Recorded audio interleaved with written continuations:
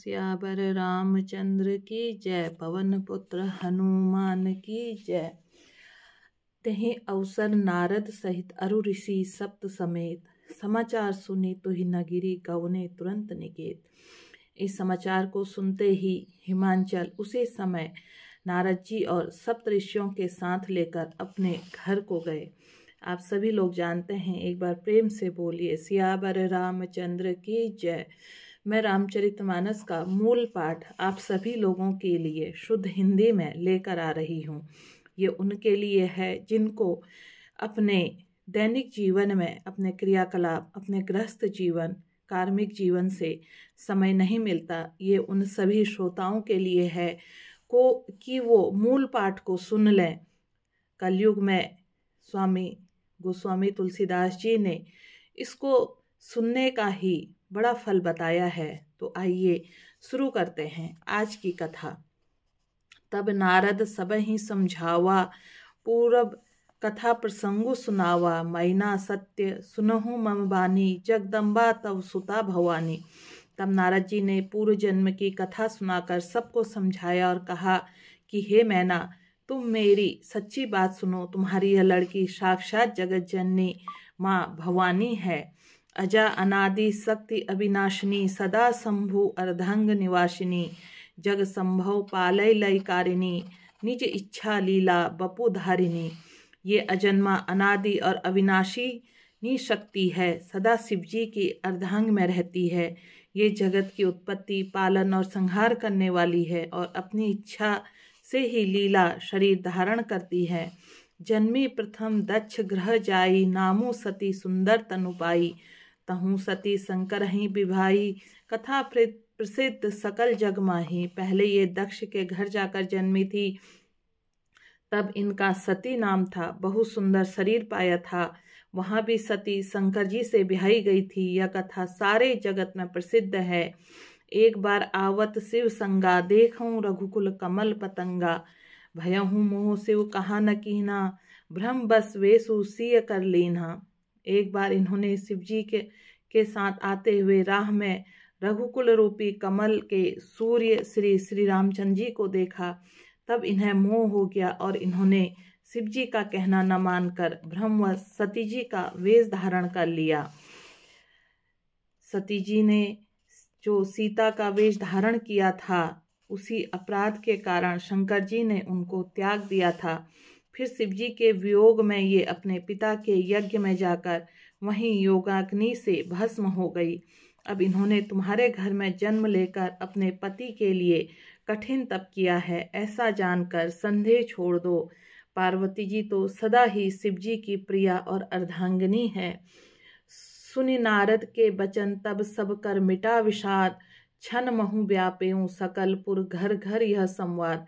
तब नारद जी के वचन सुनकर सबको विषाद मिट गया और क्षण भर में यह समाचार सारे नगर के घर घर में फैल गया।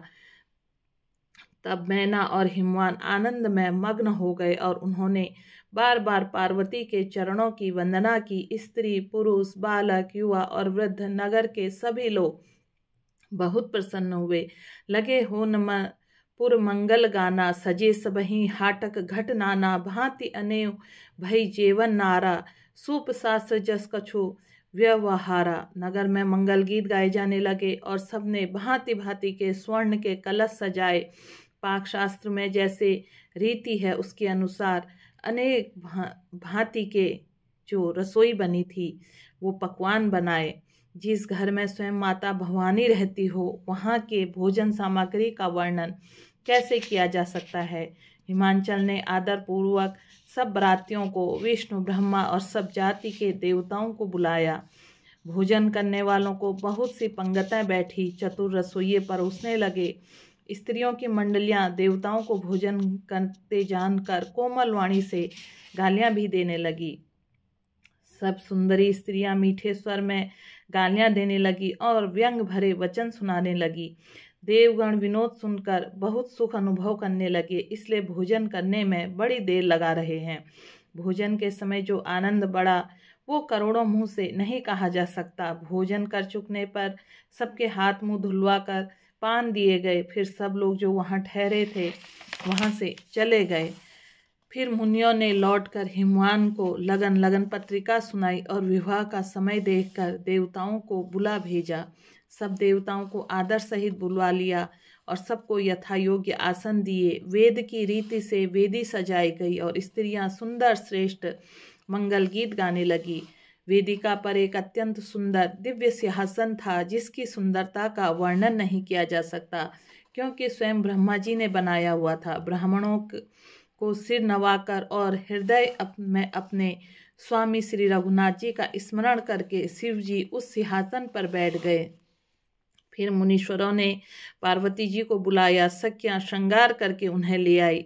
पार्वती जी के रूप को देखते ही सब देवता मोहित हो गए। संसार में ऐसी कवि कौन जो उस सुंदरता का वर्णन न कर सके।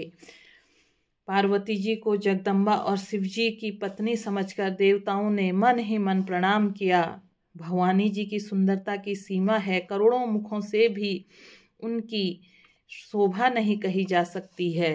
जगत जननी पार्वती जी महान शोभा का वर्णन करोड़ों मुखों से करते नहीं बनता है। वेद, शेष जी और सरस्वती जी तक उसे कहते हुए सुकुचा जाते हैं, तब मंद बुद्धि तुलसी किस गिनती में है। सुंदरता और शोभा की खान माता भवानी मंडप के बीच में जहाँ शिवजी थे वहाँ गई।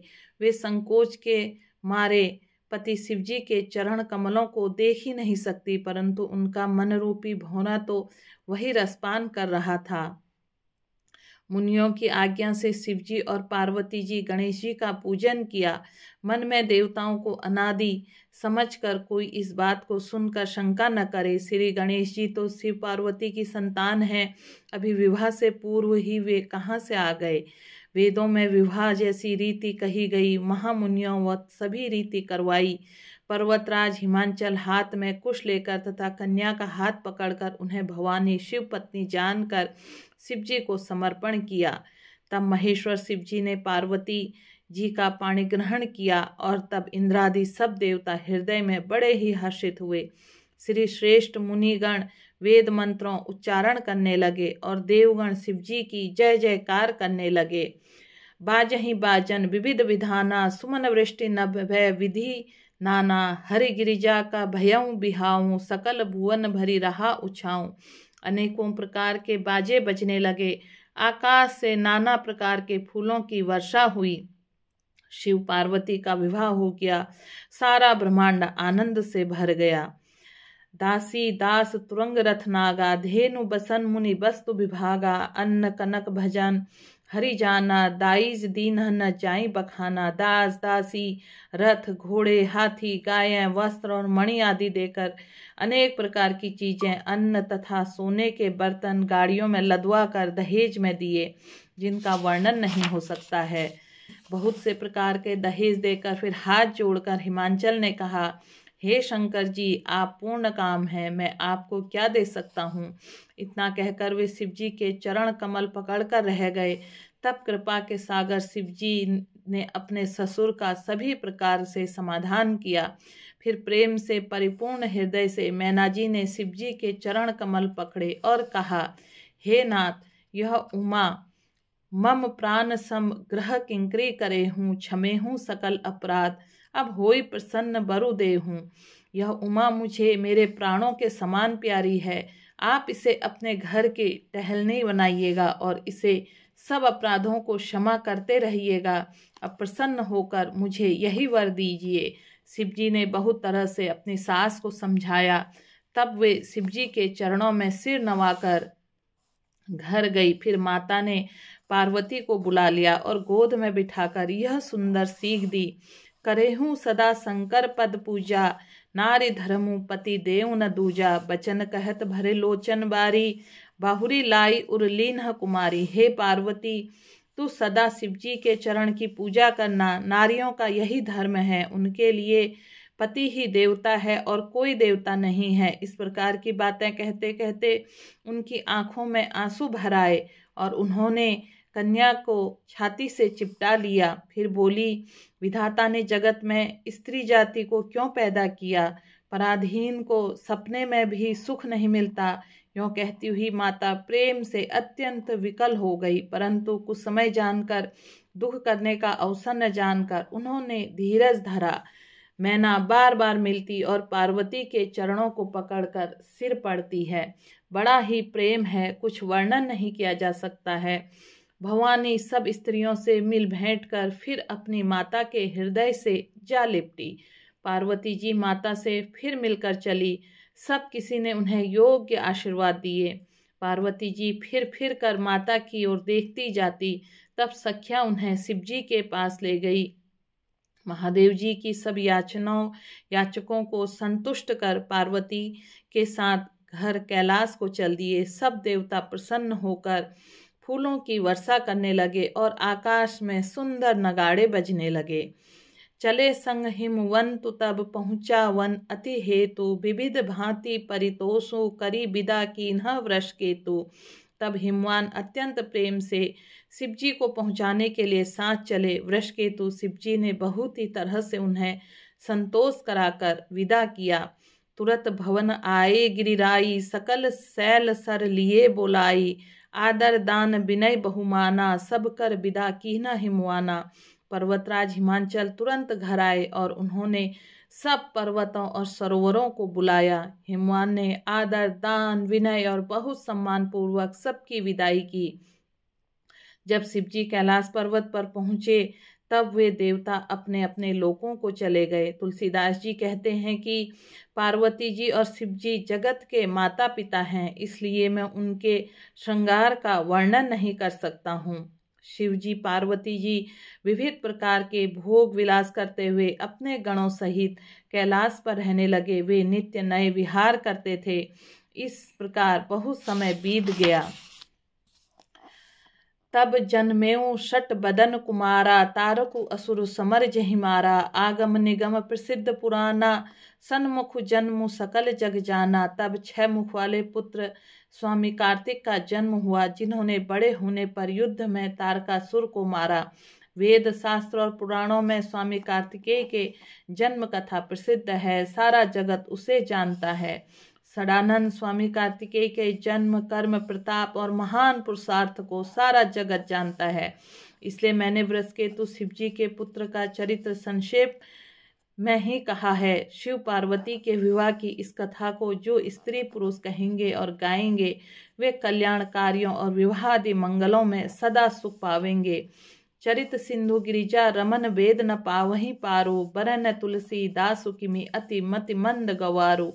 गिरजापति महादेव जी का चरित्र समुद्र के समान अपार है, उसका पार वेद भी नहीं पाते हैं। तब अत्यंत मंद बुद्धि और गंवार तुलसीदास इसका वर्णन कैसे कर सकता है। शंभु चरित सुनी सरस सुहावा, भरद्वाज मुनि अति सुख पावा। बहु लालसा कथा पर बाड़ी, नयन ही नीरू रोमावली ठाड़ी। शिवजी के रसीले और सुहावने चरित्र को सुनकर मुनि भारद्वाज जी ने बहुत ही सुख पाया। कथा सुनने की उनकी लालसा बहुत बढ़ गई। नेत्रों में जल भर आया तथा रोम वाली खड़ी हो गई। वे प्रेम में मुग्ध हो गए, मुख से वाणी नहीं निकलती। उनकी यह दशा देखकर ज्ञानी मुनि याकलव्य बहुत ही प्रसन्न हुए और बोले, हे मुनीश, आहा, तुम्हारा जन्म धन्य है। तुमको गौरीपति शिवजी के प्राणों के समान प्रिय हैं। शिवजी के चरण कमलों में जिनकी प्रीति नहीं है, वे श्री रामचंद्र जी को स्वप्न में भी अच्छे नहीं लगते। विश्वनाथ श्री शिवजी के चरणों में निष्कपट विशुद्ध प्रेम होना, यही राम भक्ति का लक्षण है। शिव सम को रघुपति व्रतधारी, बिनु अघ तजी सती असि नारी। पनु करी रघुपति भगति देखाई, को शिव सम राम ही प्रिय भाई। शिवजी के समान रघुनाथ जी की भक्ति का व्रत धारण करने वाला कौन है, जिन्होंने बिना ही पाप के सती जैसे स्त्री को त्याग दिया और प्रतिज्ञा करके श्री रघुनाथ जी की भक्ति को दिखा दिया। हे भाई, श्री रामचंद्र जी को शिवजी के समान और कौन प्यारा है। मैंने पहले ही शिवजी का चरित्र कहकर तुम्हारा भेद समझ लिया। तुम श्री रामचंद्र जी के पवित्र सेवक हो और समस्त दोषों से रहित हो। मैंने तुम्हारा गुण शील जान लिया। अब मैं रघुनाथ जी की लीला कहता हूँ, सुनो हे मुनि सुनो। आज तुम्हारे मिलने से मेरे मन में जो आनंद हुआ है वह कहा नहीं जा सकता। हे मुनीश्वर, रामचरित्र अत्यंत अपार हैं। 100 करोड़ शेष जी भी उसे नहीं कह सकते। तथापि जैसा मैंने सुना है वैसा ही वाणी के स्वामी प्रेरक और हाथ में धनुष लिए हुए प्रभु श्री रामचंद्र जी का स्मरण करके कहता हूँ। सारद दारू नारी सम स्वामी, राम सूत्रधर अंतर जामी, जहीं पर कृपा करहीं जनु जानी, कभी कर अजरी नाच वहीं बानी। सरस्वती जी के कठपुतली के समान हैं और अंतर्यामी स्वामी श्री रामचंद्र जी सूत पकड़कर कठपुतली को नाचने वाले सूत्रधार हैं। अपना भक्त जानकर जिस कवि की वे कृपा करते हैं, वे उसके हृदय रूपी आंगन में सरस्वती को वे नचाया करते हैं।